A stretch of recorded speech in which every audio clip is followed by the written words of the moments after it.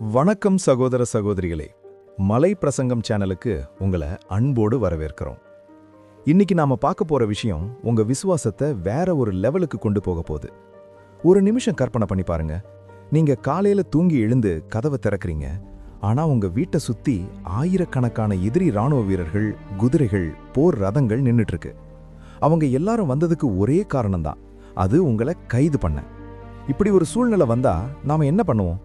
பதறி போய் அலறுவான் இல்லையா? ஆனா இதே சம்பவம் பைபிள்ல ஒருத்தருக்கு நடந்துச்சு.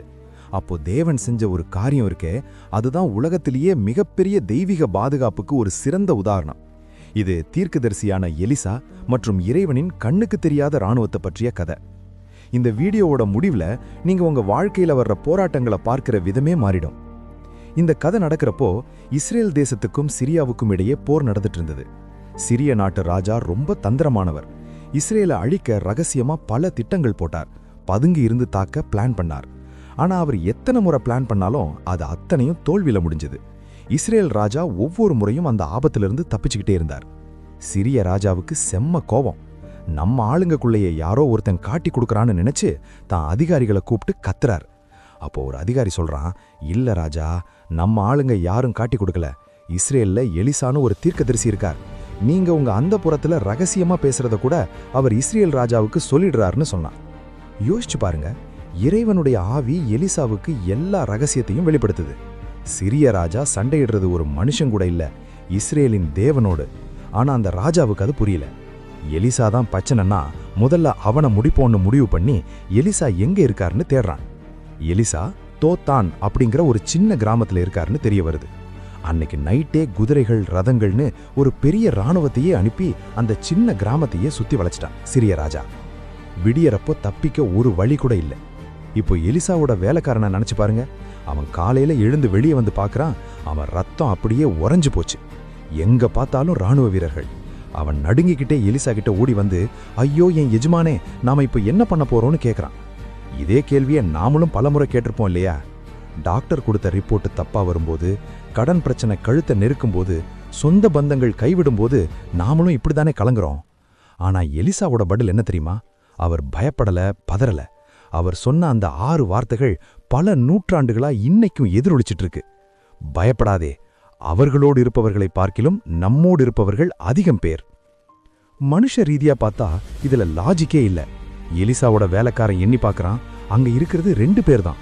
ஆனா வெளியில ஆயிரக்கணக்கான வீரர்கள். கணக்கு இடிக்குதே. ஆனா எலிசா கணக்கு போடல. அவர் ஆவிக்குரிய கண்களால பார்த்தார். அப்போ எலிசா ஒரு ஜெபம் பண்ணார். ஆண்டவரே, இவன் கண்களை திறந்தருளும்னு கேட்டாரு. தேவன் அந்த இளைஞனோட கண்களை திறந்தார். அவன் பார்த்த காட்சி அவன் மூச்சையே நிறுத்திருச்சு. எலிசாவை சுத்தி இருந்த அந்த மலை முழுவதும் அக்கினிமயமான குதிரைகளாலும் ரதங்களாலும் நிறைந்திருந்தது. தேவனுடைய தூதர்களின் இராணுவம் அவங்களுக்கும் எதிரிக்கும் நடுவுல கோட்டை மாதிரி நின்னுட்டு இருந்தது. சகோதர சகோதரிகளே, இந்த உண்மையை உங்க மனசுல ஆழமா பதிய வைங்க. அந்த பாதுகாப்பு வேலைக்காரன் கண்ணை திறக்கிறதுக்கு முன்னாடியே அங்கதான் இருந்தது. எலிசா ஜெபம் பண்ணதுக்கு அப்புறம் தேவதூதர்கள் வரல. அவங்க ஏற்கனவே அங்கதான் இருந்தாங்க. தேவன் உங்க பிரச்சனை வர்றதுக்கு முன்னாடியே உங்க பாதுகாப்பை உறுதி பண்ணிடுறாரு. பைபிள் சொல்லுது, கர்த்தருடைய தூதன் அவரை பயப்படும்பவர்களை சுழ பாளையம் இறங்கி அவர்களை விடுவிக்கிறார்னு சங்கீதம் 34:7 சொல்லுது. அவர் வரலாம்னு சொல்லல, அவர் பாளையம் இறங்கி அங்க தங்கி இருக்காருன்னு சொல்லுது. கதை அதோட முடியல. சிரிய ராணுவம் எலிசாவை பிடிக்க நெருங்கி வரும்போது எலிசா மறுபடியும் ஜெபம் பண்றாரு. இந்த முறை கண்களை திறக்க இல்ல, மூடுறதுக்கு. அந்த ராணுவம் முழுவதையும் தேவன் பார்வையற்றவர்களா மாற்றினார். எலிசா நேரா அவங்க கிட்ட போய், இது வழி இல்ல, இது அந்த ஊரும் இல்ல, என் பின்னாடி வாங்கன்னு சொல்லி அந்த மொத்த ராணுவத்தையும் இஸ்ரேலோட தலைநகரத்துக்கே கூட்டிட்டு போயிட்டாரு. அவங்க கண்கள் திறக்கப்பட்டப்போ அவங்க இஸ்ரேல் ராணுவத்துக்கு நடுவுல நின்னுட்டு இருந்தாங்க. இஸ்ரேல் ராஜா எலிசா கிட்ட கேட்கிறாரு, இவங்களை வெட்டி தள்ளவான்னு. ஆனா எலிசா, வேணா, அவங்களுக்கு சாப்பாடு கொடுத்து அனுப்புங்கன்னு சொன்னார். எதிரிகளுக்கு ஒரு பெரிய விருந்து வச்சு அனுப்பி வச்சாங்க. அந்த ஒரு சம்பவத்துக்கு அப்புறம் சிரிய ராணுவமே இஸ்ரேல் பக்கமே வரல. தேவன் என்ன செஞ்சாருன்னு பாத்தீங்களா? அவர் எலிசாவை மட்டும் காப்பாத்தல, ரத்தமே சிந்தாம ஒரு போரையே முடிவுக்கு கொண்டு வந்தார். மரண பயத்தை ஒரு மகா பெரிய சாட்சியா மாத்திட்டார்.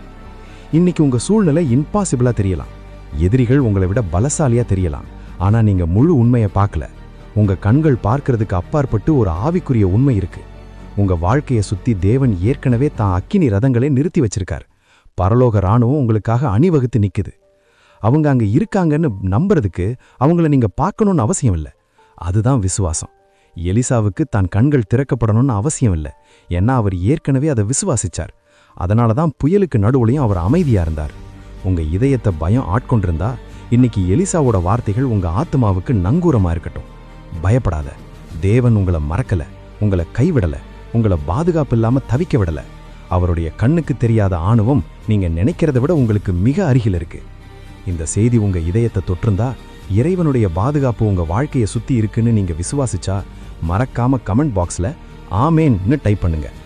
இது போன்ற பல விசுவாசமான செய்திகளுக்கு மலை பிரசங்கம் சேனலை சப்ஸ்கிரைப் பண்ணுங்க. தேவன் உங்களை ஆசீர்வதிப்பாராக. ஆமேன்.